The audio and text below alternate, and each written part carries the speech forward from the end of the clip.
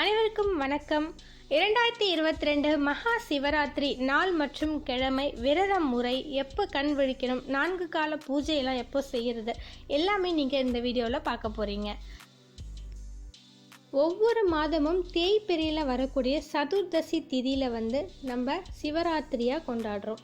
அதுலேயும் மாசி மாதம் வரக்கூடிய தேய்பிறை சதுர்தசி திதியில் வரக்கூடியது மகா சிவராத்திரியாக சொல்லப்படுகிறது. இது இந்த வருடம் 2022 மார்ச் 1ஆம் தேதியே வருது. செவ்வாய்க்கிழமை அன்னைக்கு வருது. நம்ம அன்னைக்கு தான் நைட்டு, செவ்வாய்க்கிழமை நைட் அன்னைக்கு கண்ணு முழிக்க போகிறோம். அந்த விரதத்தை எப்படி நம்ம ஸ்டார்ட் பண்ணுறது அப்படின்னு பார்த்தீங்கன்னா, செவ்வாய்க்கிழமை காலையிலே நம்ம குளிச்சுட்டு நம்ம விரதத்தை ஸ்டார்ட் பண்ணிக்கணும். அதாவது எதுவுமே உபவாசம் இருக்கணும், எதுவுமே சாப்பிடாமல் இருக்கணும். நம்மளால் முடியல அப்படின்னா பால், பழங்கள், சமைக்காத உணவு எது வேணும்னாலும் நம்ம எடுத்துக்கலாம்.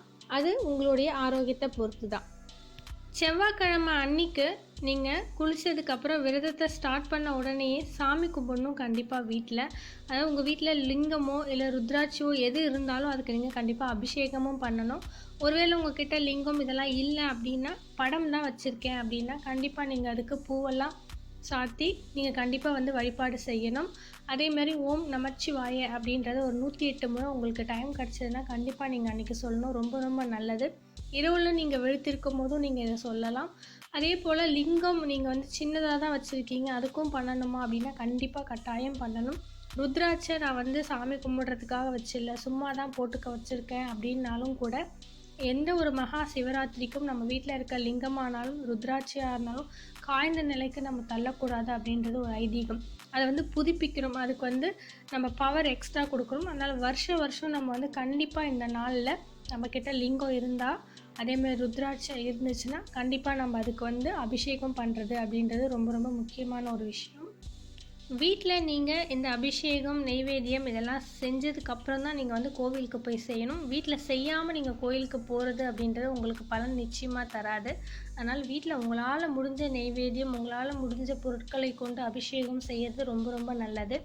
அதே மாதிரி இந்த சிவராத்திரி அப்படின்றதுல ரொம்ப சிறப்பு வாய்ந்ததாக சொல்லப்படுறது இந்த 4 கால பூஜைகள்.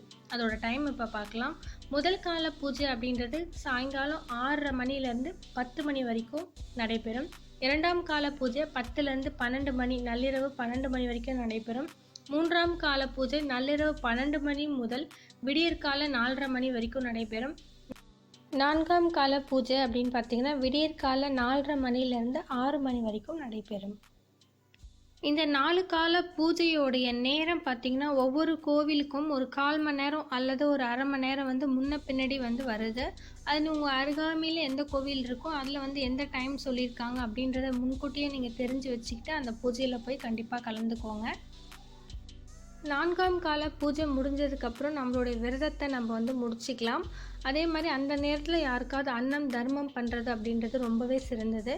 அந்த விரதத்தை முடிச்சதுக்கப்புறம் நம்ம படுத்து தூங்கிடலாமா அப்படின்னு கேட்டிங்கன்னா கட்டாயம் நம்ம அப்படி செய்யக்கூடாது. அன்றைக்கி பகல் பூரா நம்ம முழிச்சிருந்து மாலை 6 மணிக்கு மேலே தான் நம்ம கண்டிப்பாக தூங்க போகணும். அதுக்கு முன்னாடி தூங்கக்கூடாது.